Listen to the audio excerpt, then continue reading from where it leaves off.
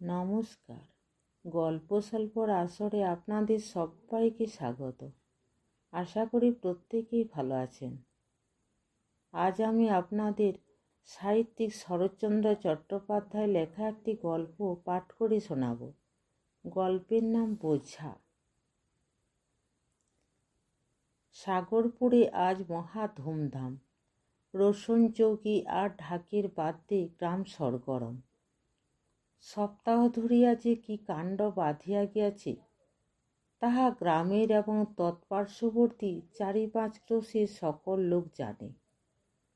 এ রাইসীয় যজ্ঞে ঢাকঢোলের এমন মহান একত্র সমাবেশ, সানাই দলের এমন আদর্শ ঐক্যভাব, কাংস নির্মিত বাদ্যযন্ত্রের এমন প্রচণ্ড বিক্রম দেখা গিয়াছিল যে গ্রামের লোক ইতিপূর্বে এমন কাণ্ড কখনো আর দেখে নাই। রং বিরং বাদ্যযন্ত্রের সাহায্যে মনুষ্য শ্রেণীর যে আনন্দ কোলাহল উত্থিত হইয়াছে তাহাতে গ্রামের পশুগুলা অত্যন্ত বিরক্ত হইয়া উঠিয়াছে। বিশেষ গরু বাছুরের দল। ঢাকঢোলের আত্মদ্রোহিতায় তাহাদের মর্মপীড়ার আর সীমা নাই। এই সমারোহের কারণ একটা নাবালক 14 বর্ষীয় বালকের বিবাহ। সাগরপুরের জমিদার শ্রীযুক্ত হরদেব মিত্রের একমাত্র পুত্রের বিবাহ উপলক্ষ করিয়াই এমন কাণ্ড বাঁধিয়া গিয়াছে। হরদেব মিত্র বেশ বড়লোক। প্রায় 25-26 হাজার টাকা তাহার বাৎসরিক আয়। পাত্রের নাম শ্রীযুক্ত সত্যেন্দ্র কুমার মিত্র। হেয়ার সাহেবের স্কুলে এন্ট্রান্স ক্লাসে সে পড়ে। অত অল্প বয়সে বিবাহের কারণ একমাত্র সত্যেন্দ্রর মাতার বধূমুখ দেখিবার একান্ত স্বাদ। বর্ধমান জেলার দিলজানপুরে জমিদার শ্রীযুক্ত কামাখ্যাচরণ চৌধুরীর কনিষ্ঠা কন্যা সরলার সহিত সত্যেন্দ্রর বিবাহ হইয়া গেল। রাঙা বউ সত্যেন্দ্র মহাসুখী। 10 বছরের টুকটুকে ছোট বউটির মুখ দেখিয়া সত্যেন্দ্র জননী বিশেষ হৃষ্টচিত্ত হইলেন। বিবাহের পরবৎসরে হরদেববাবু বধূ আনিলেন। কারণ গৃহিণীর এইরূপ অভিসন্ধি ছিল না যে বধূকে পিতৃগৃহে রাখিয়া দেন। তিনি প্রায় বলিতেন, বিবাহ হইলে মেয়েকে আর বাপের বাটিতে রাখিতে নাই। মতটা মন্দ নহে। সত্যেন্দ্রর পাঠের সুবিধার জন্য হরদেববাবুকে সস্ত্রীক কলিকাতাতেই থাকিতে হইত। সরলা কলিকাতায় আসিল। অল্প বয়সে বিবাহ হইয়াছিল বলিয়া সরলা হরদেববাবুর সহিত কথা কহিত। এমনকি সত্যেন্দ্র উপস্থিত থাকিলেও সে শ্বশ্রু ঠাকুরানীর সহিত কথা বলিত। গৃহিণী তাহাতে সুভিন্ন অসুখ ছিল না। কিছুদিন পরে কামাখ্যাবাবু সরলাকে একবার বাটি লইয়া গেলেন। তাহার 2-1 মাস পরে সত্যেন্দ্র একদিন রাগ করিয়া বলিয়াছিল, বইগুলোতে ছাতা ধরেছে, দোয়াতের কালি শুকিয়ে গেছে, এমন একজন নেই যে এগুলো দেখে। কথাটা মা বুঝিলেন। হরদেববাবুরও কানে গেল। তিনি হাসিয়া বউ আনিতে পাঠাইলেন। লিখিলেন, আমার বাটিতে বড় গোলযোগ উপস্থিত হইতেছে, মা ভিন্ন বোধ হয় থামিবে না, সুতরাং মাকে পাঠাইয়া দিবেন। আবার সরলা আসিল। সত্যর ছোটখাটো কাজগুলি সেই করিত। বইগুলি কাড়িয়া মুছিয়া সাজাইয়া রাখা, কলেজের কাপড় জামাগুলি ঠিক করিয়া রাখা, অর্থাৎ তাড়াতাড়িতে 2 হাতে 2 রকমের বোতাম, কিংবা আহার করিতে অত্যন্ত বিলম্ব হইয়া গিয়াছে, কলেজের 1 ঘন্টা যায় সময়ে এক পায়ে কার্পেটের অপর পায়ে বার্নিশ করা জুতা সে না পরিয়া ফেলে। ফর্সা জামার উপর রজক ভবনে শুভাগমনের জন্য প্রস্তুত চাদরের জুলুম না হয়। এইসব কাজগুলো সরলায় দেখিত।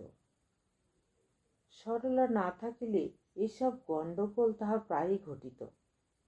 এমন অন্যমনস্ক লোক কেহ কখনো দেখে নাই।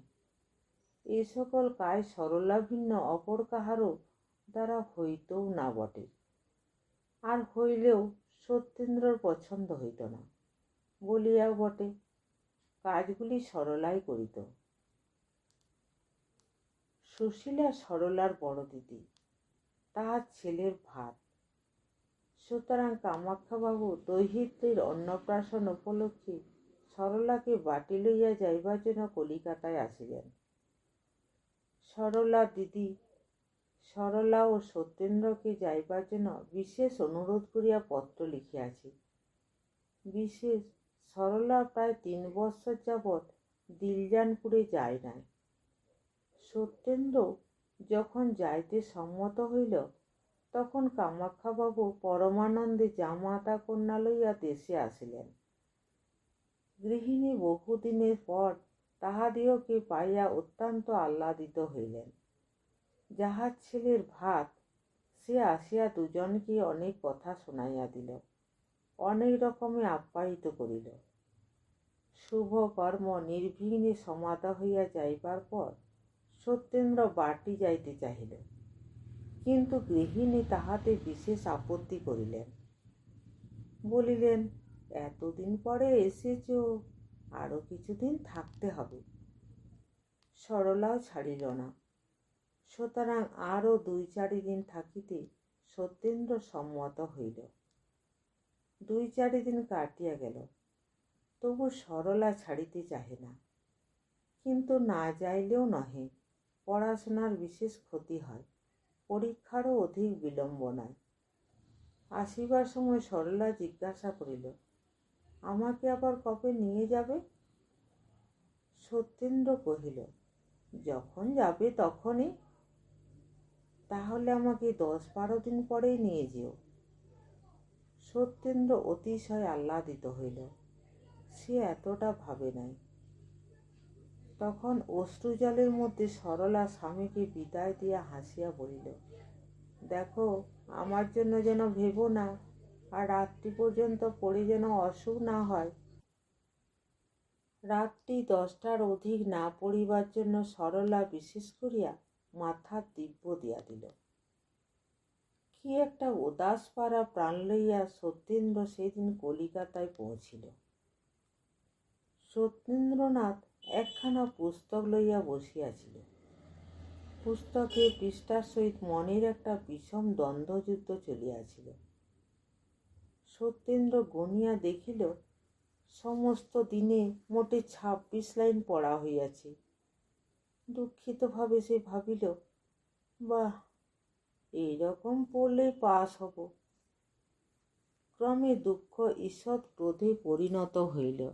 সে ভাবিল, সমস্ত পড়ামুখী সরর দোষ। এই 5 দিন এসেছি, একটুকুও পড়তে পারিনি। আগে মনে হতো পড়ার সময় বিরক্ত করে, 10টার বেশি পড়তে গেলে আলো নিভিয়ে দেয়, একে কোথাও পাঠিয়ে দিলে ভালো করে পড়ব। ঠিক উল্টো, কাল এটাকে আনতে যাব, না হলে লজ্জার খাতিরে কি ফেল হব? যাহা হোক, সত্যেন্দ্রনাথ এইরূপ একটা মতলব আটিতেছিল। কি করিয়া আনায়, কেমন করিয়াই বা বলি, লজ্জা করে। এত ভালোই বা বাসিলাম কেমন করিয়া? 2 দিন একটা ভৃত্য আসিয়া একখানা টেলিগ্রাম হাতে দিল। সত্যেন্দ্র অতিশয় বিস্মিত হইল। আর ভাবিবার সময় নাই। কোথাকার টেলিগ্রাম? কভারগুলিতে সত্যের হৃৎকম্প হইল। ভিতরে যাহা লেখা ছিল, তাহাতে মাথা একেবারে ঘুরিয়া গেল। সরলা পীড়িতা। সেই দিনই হরদেববাবু সত্যকে লইয়া দিলজানপুর যাত্রা করিলেন। বাটির সম্মুখে কামাক্ষাবাবুর সহিত সাক্ষাৎ হইল। হরদেববাবু চিৎকার করিয়া জিজ্ঞাসা করিলেন, মা কেমন? কামাক্ষাবাবু কহিলেন, আসুন, ভিতরে চলুন। হরদেববাবু ভিতরে গিয়া দেখিলেন সরলা বিসূচিকা রোগে আক্রান্তা। একদিনে সরলাকে আর চেনা যায় না। চক্ষু বসিয়া গিয়াছে, পদ্মের মতো মুখখানিতে কালিমা পড়িয়াছে। বিজ্ঞ হরদেববাবু বুঝিলেন অবস্থা ভালো নাহি। চক্ষু মুছিয়া ডাকিলেন, মা সরলা। সরলা চাহিয়া দেখিল, তখনও সরলার বেশ চৈতন্য আছে। কেমন আছো মা?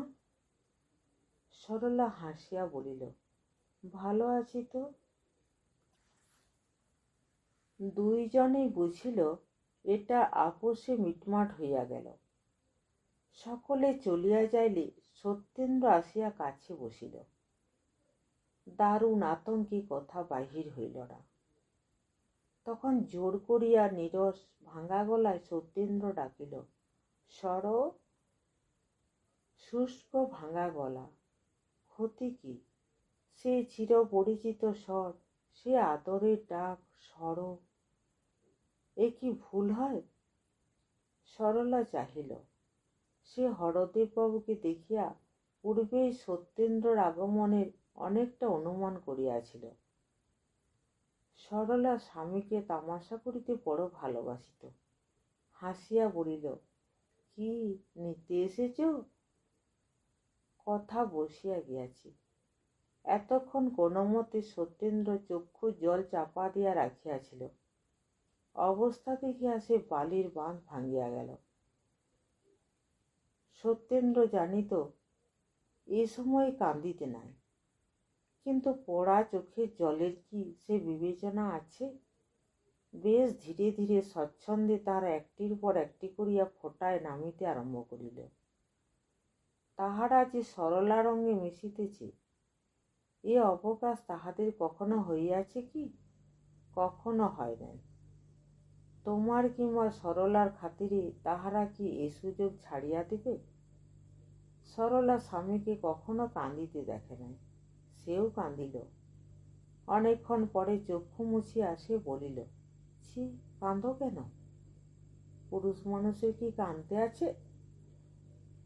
এ কি বটে সরলা, বেশ বুঝিয়াছ। অন্তর্দায়ে তাহারা শুকাইয়া কাঠ হইয়া যায়ও, এক ফোঁটা জল যেন না পড়ে। অশ্রু স্ত্রীলোকের জন্য, পুরুষের তাহাতে হাত দিবার অধিকার নাই। যন্ত্রণায় পুড়িয়া যাও, কাঁদিতে পাইবে না, কাঁদিলে স্ত্রীলোক হইয়া যাইবে। সরলা, এই ব্যবস্থা কি তোমরাই করিয়াছ? সরলা স্বামীর হাত আপনার হাতে টিপিয়া ধরিয়া কাঁদিয়া বলিল, পরজন্ম বিশ্বাস করো কি? সত্যেন্দ্র কাঁদিতে কাঁদিতে বলিল, করতাম কিনা জানি না, কিন্তু আজ হতে সম্পূর্ণ বিশ্বাস করব। সরলার মুখে ঈষৎ হাসির চিহ্ন প্রকাশ পাইল। ঔষধ খাওয়াইবার সময় হইয়াছে দেখিয়া কামাক্ষাবাবু, হরদেববাবু এবং ডাক্তারবাবু কক্ষে প্রবেশ করিলেন। ডাক্তার নাড়ি টিপিয়া বলিলেন, আশা বড় কম, তবে ঈশ্বরের ইচ্ছা। ঈশ্বরের ইচ্ছায় পরদিন বেলা 7টার সময় সরলার মৃত্যু হইল। সন্ধ্যার সময় হরদেববাবু সত্যেন্দ্রকে লইয়া কলিকাতায় ফিরিলেন। কি যেন কি একটা হইয়া গিয়াছে। রায়শয্যায় শয়ন করিয়া ইন্দ্রত্বের সুখ কথঞ্চিত উপলব্ধি করিতেছিলাম। টানিয়া কে যেন সুখের স্বপ্নটুকু ভাঙিয়া দিয়াছি। অর্ধরাত্রে উঠিয়া বসিয়াছি, ঘুম ভাঙিয়া গিয়াছে। আমার আজীবন সহচর সেই অর্ধছিন্ন খটটায় শুইয়া আছি। আমি কাঁদিব না হাসিব? সুখের স্রোতে অনন্তে ভাসিয়া যাইতেছিলাম। হঠাৎ যেন একটা অজানা দলের পাশে আবদ্ধ হইয়া গিয়াছি। আর বুঝি কখনো ভাসিয়া যাইতে পাইব না। সব যেন উল্টাইয়া গিয়াছে। জীবনের কেন্দ্র পর্যন্ত কে টানিয়া পরিধির বাহিরে লইয়া গিয়াছে। কিছু যেন ঠাওর হয় না। এ কি হইল? নিশীথে সত্যেন্দ্রনাথ জানালায় বসিয়া সাগরপুরের অন্ধকার দেখিতেছিল। গাছগুলা কি একটা নিস্তব্ধ ভাব সত্যেন্দ্রের সহিত বিনিময় করিতেছিল। শোঁ শোঁ করিয়া নৈশ বাতাস বহিয়া গেল। কিছু বলিয়া গেল কি? বলিল বই কি, সেই এক কথা। সব জিনিসে সেই এক কথা বলিয়া বেড়ায়। হইয়াছে কি? পাপিয়া আর চোখ গেল বলে না, ঠিক যেন বলে মরে গেল। বউ কথা কও পাখিও আর আপনার বোল বলে না, সেও বলে বউ মরে গেছে। সব জিনিস ওই একই কথা বারবার কহিয়া বেড়ায় কেন?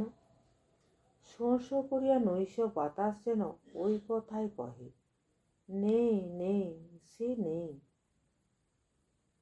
কেমন আছো সত্য? মাথাটি কি বড় ধরিয়াছে বলিয়া বোধ হয়? সে তো আজ অনেক দিন হইল। একটু শোও না ভাই। চিরকাল কি একইভাবে জানালায় বসিয়া থাকিবে? সত্যেন্দ্র অন্ধকারে নক্ষত্র দেখিতেছিল। যেটি সর্বাপেক্ষা ক্ষীণ সেটিকে বিশেষ পর্যবেক্ষণ করিয়া দেখিতেছিল।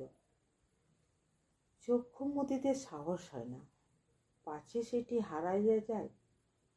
দেখিতে দেখিতে ক্লান্ত হইলে সেইখানেই সে ঘুমাইয়া পড়ে। প্রভাতে নিদ্রাভঙ্গ হইলে আবার সেটিকে দেখিবার চেষ্টা করে।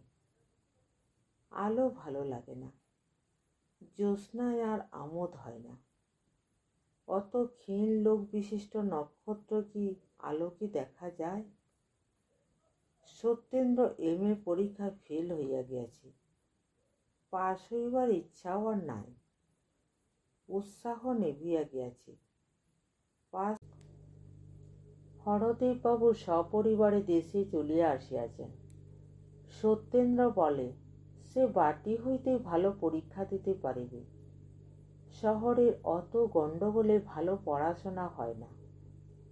সত্যেন্দ্র এখন একরকমের লোক হইয়া গিয়াছে। মুখখানা দেখিলে বোধ হয় যেন বহুদিন কিছু খাইতে পায় নাই, যেন মস্ত পীড়া হইতে সম্প্রতি আরোগ্য লাভ করিয়াছে। দুপুরবেলা সত্য ঘরের দরজা বন্ধ করিয়া দিয়া ফটোগ্রাফ ঝাড়িয়া ধুলা পরিষ্কার করে। নিজের পুরাতন পুস্তকগুলি সাজাইতে বসে। হারমোনিয়ামের ঝাঁপ খুলিয়া মিছিমিছি পরিষ্কার করে। সরলার পরিষ্কৃত পুস্তকগুলি আরও পরিষ্কার করে। ভালো ভালো কাগজ খাম লইয়া সরলাকে পত্র লিখিয়া কি একটা শিরোনামা দিয়া নিজের বাক্সে বন্ধ করিয়া রাখে। সত্যেন্দ্রনাথ, তুমি একা নও। অনেকের কপাল তোমার মতো অল্প বয়সে পুড়িয়া যায়। সকলেই কি তোমার মতো পাগল হয়? সাবধান সত্য, সকলেরই একটা সীমা আছে। স্বর্গীয় ভালোবাসারও একটা সীমা নির্দিষ্ট আছে।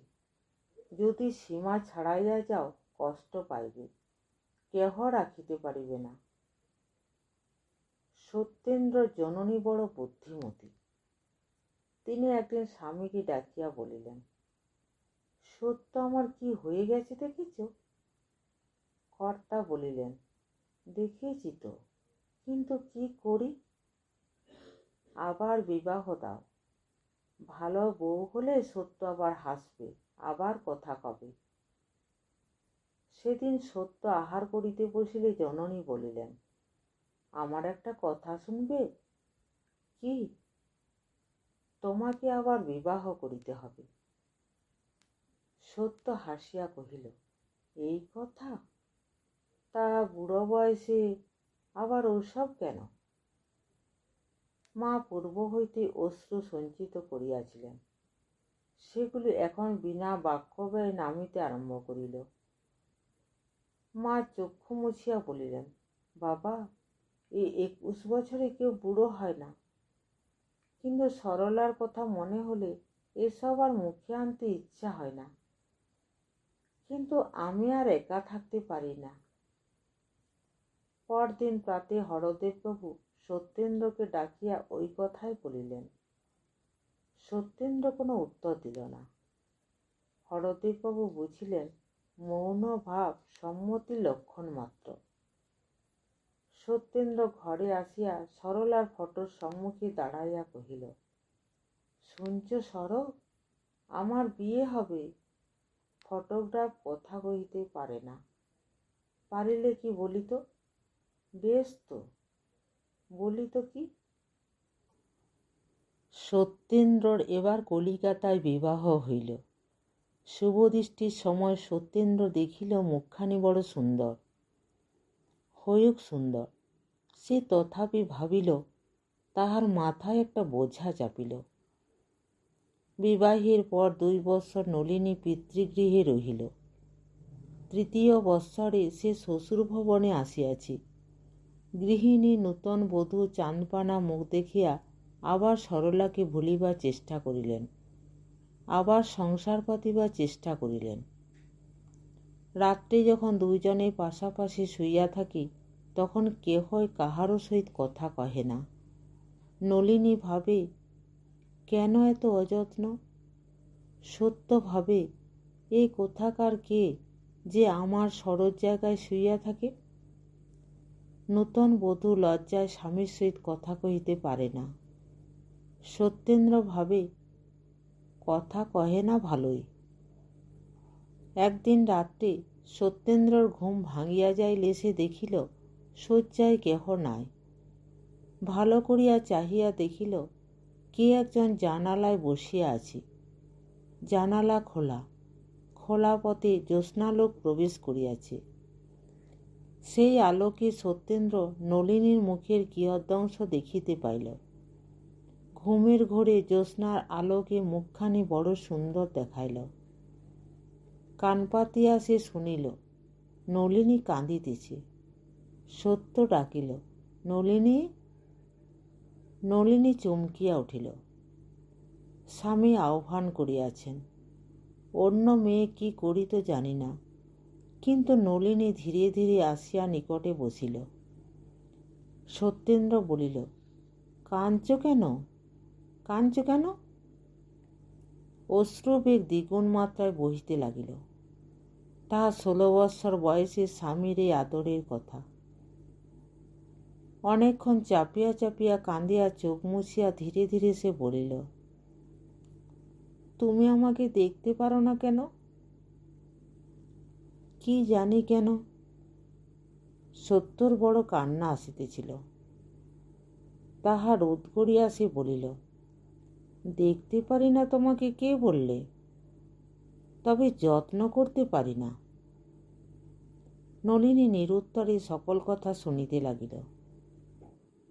সত্যেন্দ্র কিছুক্ষণ নীরব থাকিয়া বলিল, ভেবেছিলাম এ কথা কাকেও বলবো না, কিন্তু না বলেও কোনো লাভ নাই। তোমাকে কিছু গোপন করব না। সকল কথা খুলে বললে বুঝতে আমি এমন কেন। আমি এখনো সরলাকে, আমার পূর্ব স্ত্রীকে ভুলতে পারিনি। ভুলবো এমন ভরসা করি না, ইচ্ছাও করি না। তুমি হতভাগ্যের হাতে পড়েছ। তোমাকে কখনো সুখী করতে পারবো না। নিজের ইচ্ছায় তোমাকে বিবাহ করিনি। নিজের ইচ্ছায় তোমাকে ভালোবাসতেও পারবো না। গভীর নিশীথে দুইজনে অনেকক্ষণ এইভাবে বসিয়া রহিল। সত্যেন্দ্র বুঝিতে পারিল নলিনী কাঁদিতেছে। সে কাঁদিয়াছিল কি? একে একে সরলার কথা মনে পড়িতে লাগিল। ধীরে ধীরে সে মুখখানি হৃদয়ে জাগিয়া উঠিল। সেই নিতে এসেছ মনে পড়িল। অনাহত অশ্রু সত্যেন্দ্র নয়ন রোধ করিল। তাহার পর গণ্ড বাহিয়া ধীরে ধীরে ঝরিয়া পড়িল। চক্ষু মুছিয়া সত্যেন্দ্র ধীরে ধীরে নলিনীর হাত দুটি আপনার হাতে লইয়া বলিল, কেঁদো না নলিনী। আমার হাত কি? নিশিদিন অন্তরে আমি কি যন্ত্রণায় যে ভোগ করি তা কেউ জানে না। মনে বড় কষ্ট। এই কষ্ট যদি কখনো যায়, তাহলে হয়তো তোমাকে ভালোবাসতে পারবো, হয়তো তোমাকে আবার যত্ন করতে পারবো। এই বিষাদপূর্ণ স্নেহমাখা কথার মূল্য কয়জন বুঝে? নলিনী বড় বুদ্ধিমতী। সে স্বামীর কষ্ট বুঝিল। স্বামী তাহাকে ভালোবাসে না এ কথা সে তাহার মুখে শুনিল, তথাপি তাহার অভিমান হইল না। বোকা মেয়ে, 16 বৎসরে যদি অভিমান করিবে না তবে করিবে কবে? কিন্তু নলিনী ভাবিল, অভিমান আগে না স্বামী আগে? সেই দিন হইতে কি করিলে স্বামীর কষ্ট যায়, ইহাই তার একমাত্র চিন্তার বিষয় হইল। কি করলে স্বামী সতীনকে ভুলিতে পারেন এই কথা সে একবারও ভাবিল না। ব্যথার যদি কেহ ব্যথী হয়, কষ্টতে যদি কেহ সহানুভূতি প্রকাশ করে, দুঃখের কথা যদি কেহ আগ্রহ করিয়া শ্রবণ করে, তাহা হইলে বোধ হয় তাহার ন্যায় বন্ধু এ জগতে আর নাই। ইহার পর সত্যেন্দ্র নলিনীকে প্রায়ই পূর্বের কথা জানাইত। কত নিশা দুইজনে সে একই কথায় অবসান হইত। সত্যেন্দ্র যে কেবল বলিত তাহা নহে, নলিনী আগ্রহের সহিত স্বামীর পূর্ব ভালোবাসার কথা শুনিতে ভালোবাসিত। 2 বৎসর গত হইয়াছে। নলিনীর বয়স এখন 18 বৎসর। তাহার আর পূর্বের মতো কষ্ট নাই। স্বামী এখন আর তাহাকে অযত্ন করেন না। স্বামীর ভালোবাসা জোর করিয়া সে লইয়াছে। যে জোর করিয়া কিছু লইতে জানে সে তাহা রাখিতেও জানে। তাহার এখন আর কোনো কষ্টই নাই। সত্যেন্দ্রনাথ এখন পাবনার ডেপুটি ম্যাজিস্ট্রেট। স্ত্রীর যত্নে, স্ত্রীর ঐকান্তিক ভালোবাসায় তাহার অনেক পরিবর্তন হইয়াছে। কাছারির কর্মের অবকাশে সে এখন নলিনীর সহিত গল্প করে, উপহাস করে, গান বাজনা করিয়া আমোদ পায়। এক কথায় সত্যেন্দ্র অনেকটা মানুষ হইয়াছে। মানুষ যেটা পায় না সেইটাই তাহার অত্যন্ত প্রিয় সামগ্রী হইয়া দাঁড়ায়। মনুষ্য চরিত্রই এমনই। তুমি অশান্তিতে আছো, শান্তি খুঁজিয়া বেড়াও। আমি শান্তি ভোগ করিতেছি, তবুও কোথা হইতে যেন অশান্তিকে টানিয়া বাহির করি। ছল ধরা যেন মানুষের স্বভাবসিদ্ধ ভাব। যে মাছটা পলাইয়া যায় সেইটাই কি ছাই বড় হয়? সত্যেন্দ্রনাথও মানুষ। মানুষের স্বভাব কোথায় যাইবে? এত ভালোবাসা, যত্ন ও শান্তির মধ্যে তার হৃদয়ে মাঝে মাঝে বিদ্যুতের মতো অশান্তি জাগিয়া ওঠে।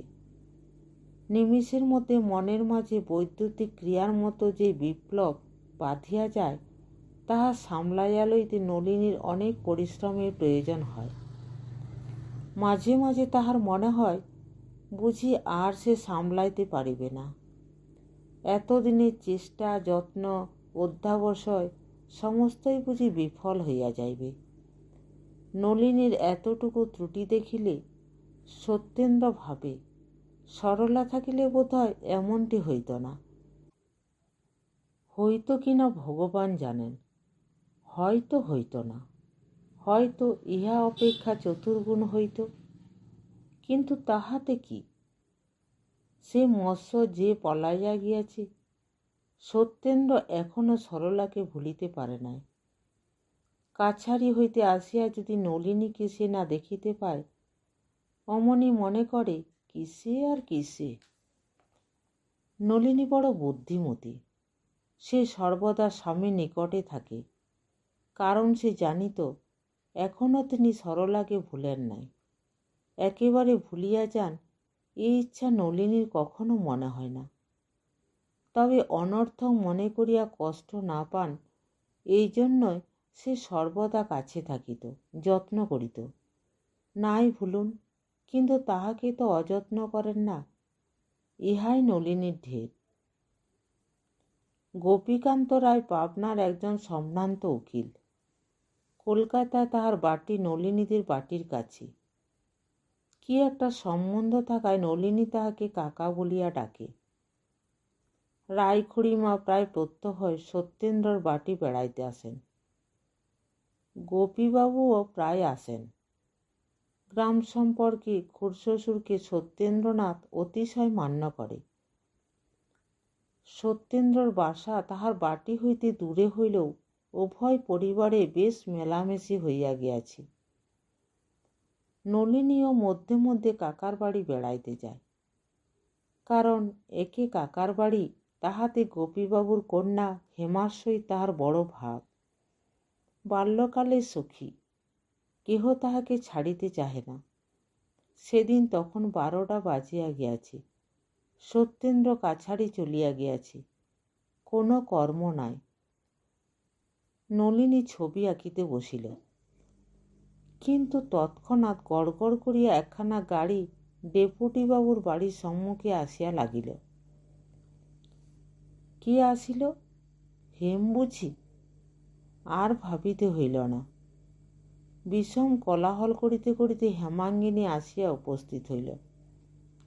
হেমা আসিয়া একেবারে নলিনীর চুল ধরিল, কহিল, আর লেখাপড়ার দরকার নেই, ওঠ, আমাদের বাড়ি চল, কাল দাদার বউ এসেছে। নলিনী কহিল, বউ এসেছে? সঙ্গে আনলে না কেন? হেম কহিল, তা কি হয়, নূতন এসেছে, হঠাৎ তোর এখানে আসবে কেন? নলিনী কহিল, আমি তবে যাব কেন? হেমাঙ্গিনী হাসিয়া বলিল, তোর ঘাড় যাবে, এই আমি টেনে নিয়ে যাচ্ছি। চুল ধরিয়া টানিয়া লইয়া যাইলে নলিনী কেন, অনেককেই যাইতে হইত। নলিনীকেও যাইতে হইল। যাইতে নলিনীর বিশেষ আপত্তি ছিল, কারণ তাহাদের বাটি যাইলে ফিরিয়া আসিতে বিলম্ব হইবে। 2-1 দিন নলিনীর বাটি ফিরিবার পূর্বে সত্যেন্দ্রনাথ কাছারি হইতে ফিরিয়াছিলেন। সেরূপ অবস্থায় সত্যেন্দ্রর বড় অসুবিধা হইত। তিনি কিছু মনে করুন আর নাই করুন, নলিনীর বড় লজ্জা করিত, কারণ সে জানিত কাছারি হইতে ফিরিয়া আসিয়া তাহার হাতের বাতাস না খাইলে স্বামীর গরম ছুটিত না। বিধাতার ইচ্ছা, বহু চেষ্টায় আজও নলিনী 7টার পূর্বে ফিরিতে পারিল না। আসিয়া সে দেখিল সত্যেন্দ্র সংবাদপত্র পাঠ করিতেছে। তখনও কিছু আহার করে নাই। খাওয়াইবার ভার নলিনী আপন হস্তে রাখিয়াছিল। কাছে আসিলে সত্যেন্দ্র হাসিল, কিন্তু সে হাসি নলিনীর ভালো বোধ হইল না। সে অন্তরে শিহরিয়া উঠিল। আসন পাতিয়া নলিনী জলখাবার খাওয়াইতে চেষ্টা করিল, কিন্তু সত্যেন্দ্র কিছু স্পর্শও করিল না। ক্ষুধা একেবারেই নাই। বহু সাধ্য সাধনাতেও সে কিছু খাইল না। নলিনী বুঝিল, এ অভিমান কেন। আজ হেমাঙ্গিনী শ্বশুরবাড়ি যাইবে। তাহার স্বামী উপেন্দ্রবাবু তাহাকে লইতে আসিয়াছেন। নলিনী বহু দিবস হেমার সহিত দেখা করিতে যায় নাই। তাই আজ হেমা অনেক দুঃখ করিয়া তাহাকে যাইতে লিখিয়াছে। নলিনী প্রতিজ্ঞা করিয়াছিল, স্বামীর অনুমতি বিনা সে আর কোথাও যাইবে না। কিন্তু আজ সে প্রতিজ্ঞা রক্ষা করিতে গেলে প্রিয় সখীর সহিত আর দেখা হয় না। নলিনী বড় বিপদে পড়িল। হেমা লিখিয়াছে, তাহারা 3টা ট্রেনে রওনা হইবে। তাহা হইলে স্বামীর অনুমতি লওয়া কি করিয়া হয়। বহু কুতর্কের পর নলিনী যাওয়া স্থির করিল। যাইবার সময় দাসীকে সে বলিয়া দিল, যেন ঠিক 3টার সময় রায়েদের বাড়িতে গাড়ি পাঠানো হয়। গাড়ি পাঠানো হইয়াছিল, কিন্তু হেমার 3টা ট্রেনে যাওয়া হইল না। সুতরাং সে নলিনীকে কিছুতেই ছাড়িয়া দিল না। অনেক জিদ করিয়াও সে হেমার হাত এড়াইতে পারিল না। হেমা আজ অনেক দিনের জন্য চলিয়া যাইতেছে। কতকাল আর দেখা হইবে না, সহজে কে ছাড়িয়া দেয়। বাটি ফিরিতে বিলম্ব হইলে স্বামী রাগ করিবেন, একথা বলিতে নলিনীর লজ্জা হইতেছিল। সহজে একথা কে বলিতে চাহে, এই হীনতা কে স্বীকার করে, বিশেষ এই বয়সে। অবশেষে সে কথাও সে বলিল, কিন্তু হেমা তাহা বিশ্বাস করিল না। সে হাসিয়া বলিল, বোকা বুঝিও না, রাগারাগির ব্যাপার আমি ঢের বুঝি। উপেনবাবু অনেক রাগ করতে জানেন। কথাটা হেমা হাসিয়া উড়াইয়া দিল, কিন্তু নলিনী মর্মে পীড়া পাইল। সকলের স্বামী কি এক ছাঁচে গড়া? সকলেই কি উপেনবাবুর মতো? নলিনী যখন ফিরিয়া আসিল তখন রাত্রি 10টা বাজিয়া গিয়াছে। আসিয়া সে শুনিল বাবু বাহিরে শয়ন করিয়াছেন। মাতঙ্গিনী ওরফে মাতু, নলিনীর বাপের বাড়ির ঝি, সে নলিনীর সহিত আসিয়াছিল। অনেক দিনের লোক, বিশেষ সে নলিনীকে অত্যন্ত স্নেহ করিত। তাই সে নলিনীকে আজ বিলক্ষণ 10 কথা জানাইয়া দিল। বাটির মধ্যে সেই কেবল জানিত সত্যবাবু বিলক্ষণ রাগ করিয়াই বাহিরে শয্যা রচনা করিবার আদেশ দিয়াছিলেন। গভীর রাত্রে যখন শয্যায় শয়ন করিয়া চক্ষু মুদ্রিত করিয়া সত্যেন্দ্রনাথ পূর্বস্মৃতি জাগাইয়া তুলিবার চেষ্টা করিতেছিল, যখন সেই বহু দিনগত প্রফুল্ল কমল সদৃশ সরলার মুখের সহিত নলিনীর মুখের ঈষৎ সাদৃশ্য আছে কিনা বিবেচনা করিতেছিল, যখন সরলার ভালোবাসার নিকট নলিনীর ভালোবাসা সাগরের নিকট গোষ্পদে জল ধারণা করিবার জন্য মনের মধ্যে বিষম ঝটিকার উৎপত্তি করিতেছিল, তখন ধীরে ধীরে দ্বার খুলিয়া নলিনী সে গৃহে প্রবেশ করিল। সত্যেন্দ্র চাহিয়া দেখিল নলিনী। নলিনী আসিয়া সত্যেন্দ্রর পদতলে বসিল। সত্যেন্দ্র চক্ষু মুদ্রিত করিল। বহুক্ষণ এইভাবেই কাটিয়া গেল দেখিয়া সত্যেন্দ্রনাথ বিরক্ত হইল। পার্শ্ব পরিবর্তন করিয়া পুরুষভাবে স্পষ্ট স্বরে কহিল, তুমি এখানে কেন? নলিনী কাঁদিতেছিল, কথা কহিতে পারিল না। কান্না দেখিয়া ডেপুটিবাবু আর একটু ক্রুদ্ধভাবে বলিল, রাত হয়েছে, যাও ভেতরে গিয়ে শোগে। নলিনী কাঁদিতেছিল। এবার চক্ষে জল মুছিয়া সে বলিল, তুমি শোবে চলো। সত্য ঘাড় নাড়িল, বলিল, আমার বড় ঘুম পেয়েছে, আর উঠতে পারবো না। কাঁদিলে সত্যেন্দ্র বিরক্ত হয়। নলিনী চক্ষে জল মুছিয়াছে, স্বামীর কাছে আর সে কাঁদিবে না। ধীরে ধীরে পায়ের ওপর হাত রাখিয়া নলিনী বলিল, এবার আমাকে ক্ষমা করো, এখানে তোমার বড় কষ্ট হবে, ভিতরে চলো।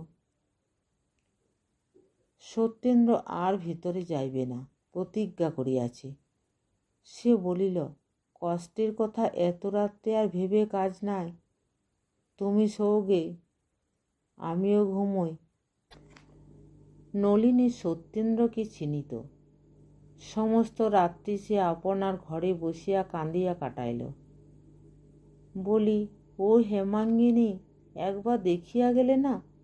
রাগারাগির ব্যাপার তুমি বোঝো ভালো, একবার মেটাইয়া দিবে নাকি? পরদিনও সত্যেন্দ্র বাটির ভিতর আসিল না, বা নলিনীর সহিত সাক্ষাৎ করিল না।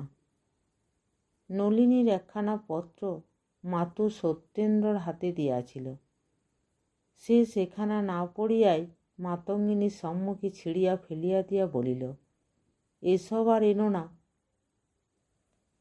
4-5 দিন পরে একদিন নলিনীর বড় দাদা শ্রীযুক্ত নরেন্দ্রনাথ পাবনায় আসিয়া পৌঁছিলেন। হঠাৎ দাদাকে দেখিয়া নলিনী অতিশয় সন্তুষ্ট হইল, কিন্তু ততোধিক বিস্মিত হইল। দাদা যে? নরেন্দ্রবাবু নলিনীর সহিত সাক্ষাৎ করিয়া হাসিয়া বলিলেন, বাড়ি যাবার জন্য এত ব্যস্ত হয়েছিস কেন বোন? ব্যস্ত? কথাটার অর্থ নলিনী তখনই বুঝিয়া ফেলিল। হাসিয়া সে বলিল, তোমাদের যে অনেক দিন দেখিনি। যেদিন স্বামীর চরণে প্রণিপাত করিয়া নলিনী দাদার সহিত গাড়িতে উঠিল, সে রাত্রে সত্যেন্দ্রনাথ একটুকু ঘুমাইতে পারিল না।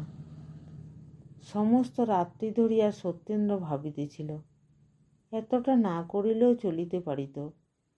অনেকবার সত্যর মনে হইয়াছিল, এখনো সময় আছে, এ সময়ও গাড়ি ফিরাই আনি। কিন্তু হায়রে অভিমান, তাহারই জন্য নলিনীকে ফিরাইয়া আনা হইল না। যাইবার সময় মাতুয়োর সঙ্গে গিয়াছিল। সেই কেবল যাইবার যথার্থ কারণ জানিত। নলিনী মাতুকে বিশেষ করিয়া বলিয়া দিয়াছিল যেন সে বাটিতে কোনো কথা না বলে। নলিনী মনে করিল এ কথা প্রকাশ করিলে স্বামীর অপযশ করা হইবে। ভালো হইউক আর মন্দ হইউক, তাহার স্বামীকে লোকে মন্দ বলিবার কে? পিতৃগৃহে যাইয়া নলিনী পিতামাতার চরণে প্রণাম করিল। ছোট ভাইটিকে কোলে লইল। শুধু সে হাসিতে পারিল না। মা বলিলেন, নলিনী আমার একদিনের গাড়ির পরিশ্রমে একেবারে শুকিয়ে গেছে। কিন্তু সে শুষ্ক মুখ আর প্রফুল্ল হইল না। পৃথিবীতে প্রায়ই দেখা যায় একটা সামান্য কারণ হইতে গুরুতর অনিষ্টের উৎপত্তি হয়। শূর্পণখার ঈশ্বর চিত্তচাঞ্চল্যই স্বর্ণলঙ্কা ধ্বংসের হেতু হইয়াছিল। অকিঞ্চিৎকর রূপ লালসার জন্য শুধু ট্রয়নগর ধ্বংস হইয়া গেল। মহানুভব রাজা হরিশ্চন্দ্র অতি সামান্য কারণে অমন বিপদগ্রস্ত হইয়াছিলেন। জগতে এরূপ দৃষ্টান্ত বিরল নহে। এখানেও একটা সামান্য অভিমানে বিষম আপত্তি ঘটিয়া উঠিল। সত্যেন্দ্রনাথের দোষ দেব কি? নলিনী কখনো অভিমান করে নাই। স্বামীর কষ্টের কথা মনে করিয়া সে নীরবে সমস্ত সহ্য করিত। আর পারিল না। সে ভাবিল, এই ক্ষুদ্র কারণে যে স্বামী কর্তৃক পরিত্যক্ত হয়, সে মরে না কেন? দারুণ অভিমানে নলিনী শুকাইতে লাগিল। ওদিকে সত্যেন্দ্রর অভিমান ফুরাইয়া গিয়াছে। একদণ্ড না থাকিলে যাহার চলে না, তাহার এই মিথ্যা অভিমান কতদিন থাকে? অভিমান দারুণ কষ্টের কারণ হইয়া দাঁড়াইয়াছে। সত্যেন্দ্র প্রত্যহ চাহিয়া থাকে, আজ হয়তো নলিনীর পত্র আসিবে, হয়তো সে লিখিবে, আমায় লইয়া যাও। সত্যেন্দ্র ভাবে, তাহা হইলে মাথায় করিয়া লইয়া আসিব, আর কখনো এরূপ অন্যায় ব্যবহার করিব না। কিন্তু ভবিতব্য কে অতিক্রম করিবে? যাহা হইবা তাহা হইবেই। তুমি ক্ষুদ্র প্রাণী মাত্র। আজকাল করিয়া 6 মাস কাটিয়া গেল। হতভাগিনী কোনো কথা লিখিল না। পাপিষ্ঠ সত্যেন্দ্রনাথ ভাঙিল, কিন্তু মচকাইল না। 6 মাস কাটিয়া গেল। ক্রমশ সত্যেন্দ্রনাথের অসহ্য হইল। লুপ্ত অভিমান আবার দীপ্ত হইয়া উঠিল। ক্রোধ আসিয়া তাহাতে যোগ দিল। হিতাহিত জ্ঞান রহিত সত্যেন্দ্রনাথ নিজের দোষ দেখিল না। কেহই নিজের দোষ দেখিল না। সেই অর্ধমিলিত হৃদয় দুইটি আবার চিরকালের জন্য বিভিন্ন হইয়া চলিল। যৌবনে প্রারম্ভে সংকুচিতা লতাকে কে টানিয়া বাড়াইয়াছিল, কিন্তু আর সহে না। এবার ছিঁড়িবার উপক্রম হইল। সত্যেন্দ্রনাথ, তোমার দোষ দিই না, তাহারও দিই না। দুইজনেই ভুল করিয়াছ, দোষ করো নাই। ভুল দেখাইতে পারিলে আত্মগ্লানি কাহার যে অধিক হইত, তাহা ভগবানই জানেন। আমরাও বুঝিতে পারিতাম না, তোমরাও পারিতে না। বুঝিতে পারি না কি আকাঙ্ক্ষায়, কি স্বাদ পূর্ণ করিতে তোমরা এতটা করিলে। স্বাদ মিটে না, মিটাইবার ইচ্ছাও নাই। কি স্বাদ তাহাও হয়তো ভালো বুঝিতে পারি না। তথাপি কাতর হৃদয় কি একটা অতৃপ্ত আকাঙ্ক্ষায় সকল সময় হাহা করিয়া ওঠে। কি যে হয়, কেন যে অদৃশ্য গতি ওই লক্ষ্যহীন প্রান্তে পরিচালিত হয়, কিছুতেই তাহা নির্ণয় করা যায় না। যাহা ঘটিবা তাহা ঘটিবে। ইচ্ছে হইলেও মনের সহিত দ্বন্দ্বযুদ্ধ করিয়াও তোমাকে অপরাধ হইতে অব্যাহতি দিব কি? অমন রূপে গুণে বউ পুত্রের পছন্দ হয় না? গৃহিণীর বড় দুঃখ।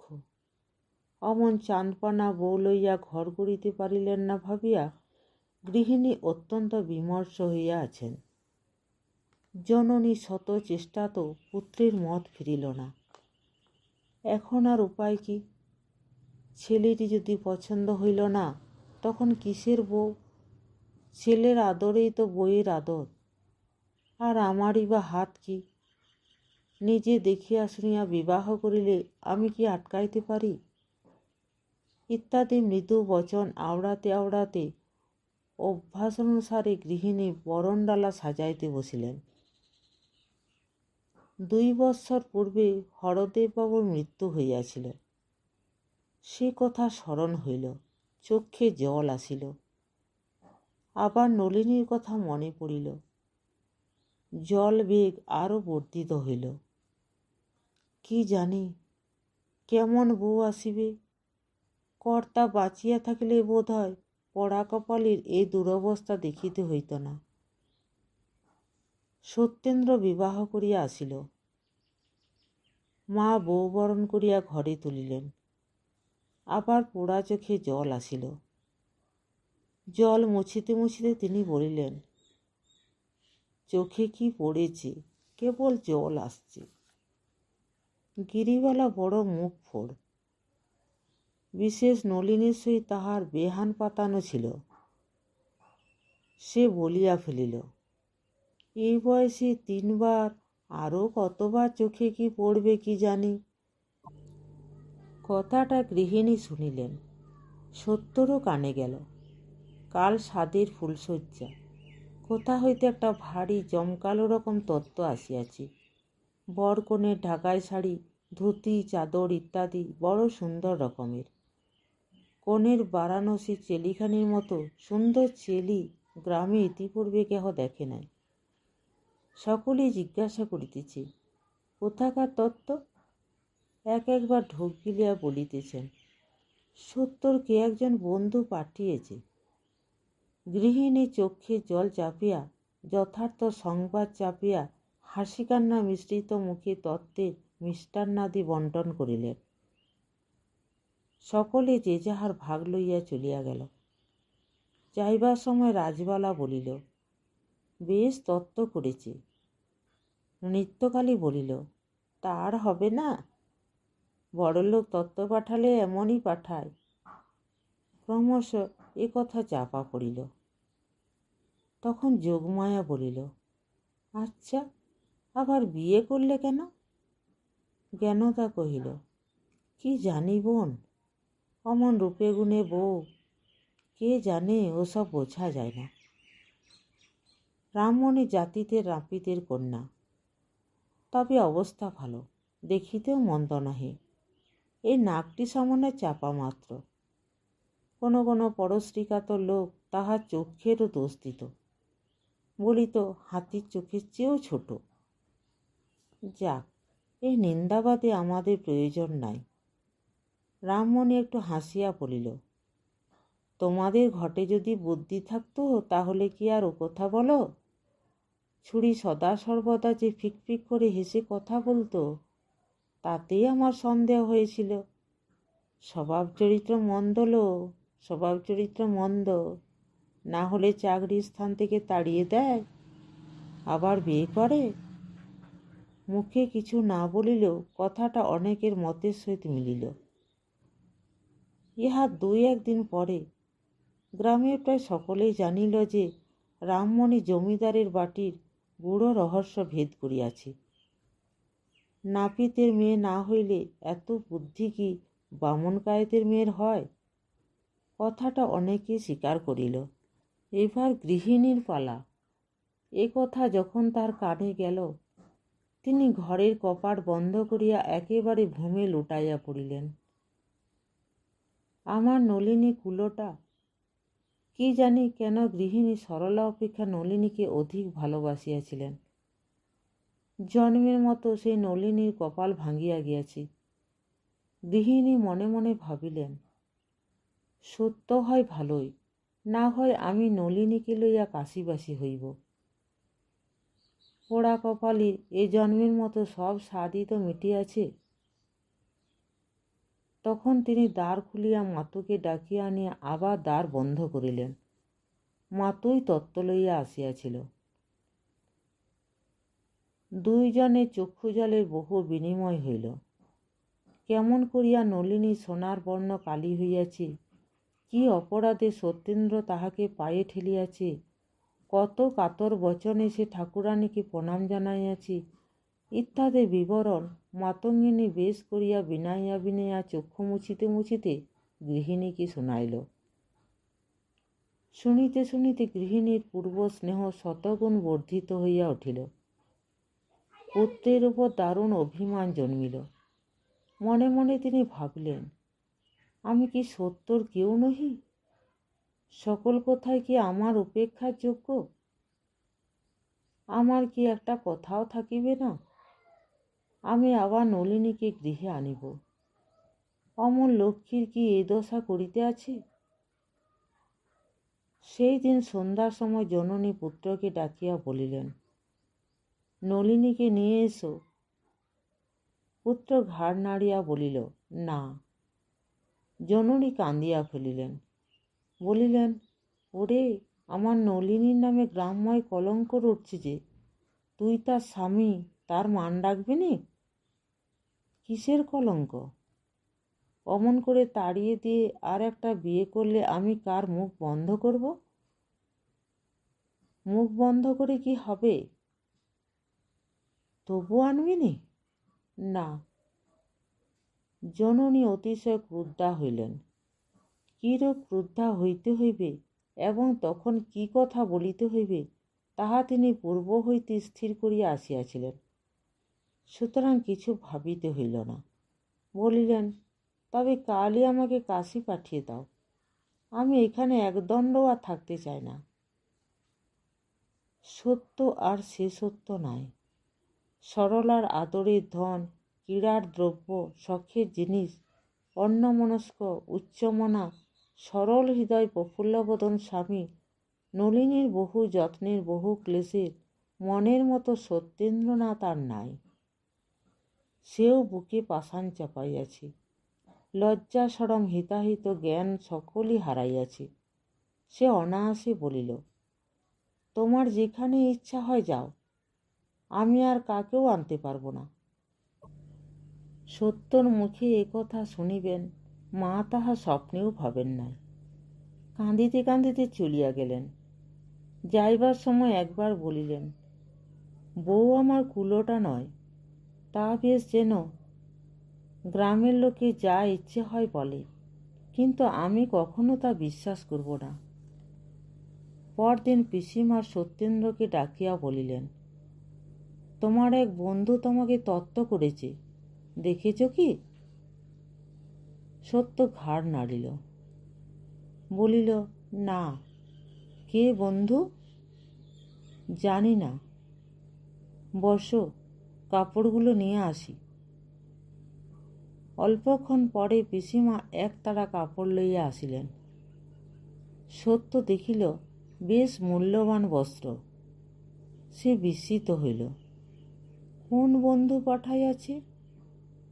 ছেলেখানি বেশ করিয়া দেখিতে দেখিতে সে লক্ষ্য করিল এক কোণে কি একটা বাঁধা আছে।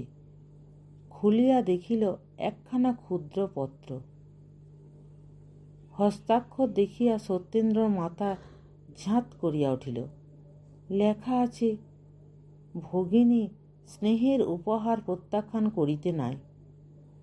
তোমার দিদি যাহা পাঠাইল গ্রহণ করিও। সে রাত্রে ফুলশয্যা সত্যেন্দ্রর কণ্টকশয্যা হইল।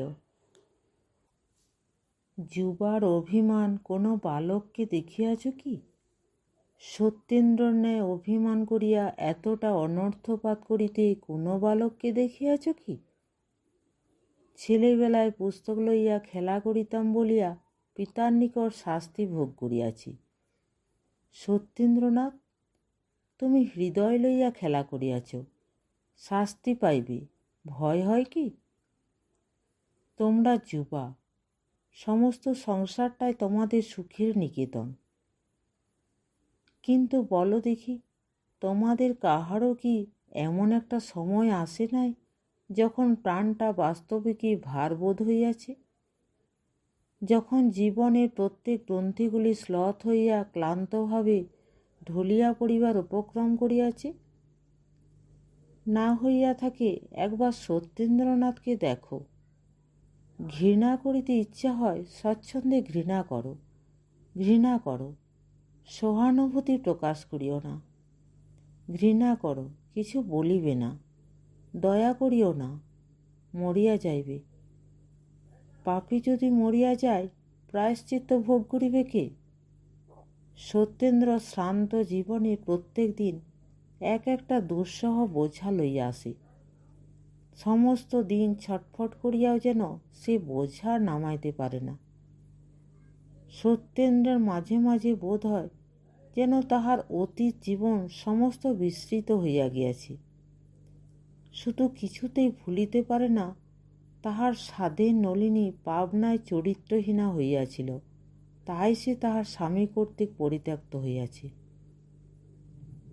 প্রায় 2 মাস গত হইল, সত্যেন্দ্রনাথের বিবাহ হইয়াছে। আজ একখানা পত্র ও একটি ছোট পার্সেল আসিয়া সত্যেন্দ্র নিকট পৌঁছিল। পত্রটি নলিনীর দাদা নরেন্দ্রবাবুর। সেখানে এই: সত্যেন্দ্রবাবু, অতি অনিচ্ছা সত্ত্বেও যে আপনাকে পত্র লিখিতেছি, সে কেবল আমার প্রাণাধিকা ভগিনী নলিনীর জন্য। মৃত্যুর পূর্বে সে অনেক করিয়া বলিয়া গিয়াছে যেন এই অঙ্গুরীয়টি আপনার নিকট পুনঃপ্রেরিত হয়। আপনার নামাঙ্কিত অঙ্গুরীয়টি পাঠাইলাম। ভগিনীর ইচ্ছা ছিল এটি আপনার নতুন স্ত্রীকে পড়াইয়া দেন। ভরসা করি তাহার আশা পুরিবে। আর মৃত্যুর পূর্বে সে আপনাকে বিশেষ করিয়া অনুনয় করিয়া গিয়াছে যেন তাহার ছোট ভগিনীটি ক্লেশ না পায়। শ্রী নরেন্দ্রনাথ। নলিনীর যখন একটি ছোট পুত্র সন্তান হইয়া মরিয়া যায়, সত্যেন্দ্রনাথ এই অঙ্গুরীয়টি তাহার হস্তে পড়াইয়া দিয়াছিল। সে কথা মনে পড়িয়াছিল কি? সত্যেন্দ্রনাথ আর পাবনায় যান নাই। যে কারণেই হোক মাতা ঠাকুরানী আর কাশীবাসী হইতে পারিলেন না। নূতন বধূর নাম ছিল বিধু। বিধু বোধ হয় পূর্বজন্মে নলিনীর ভগিনী ছিল। নমস্কার। গল্পটি এখানেই শেষ।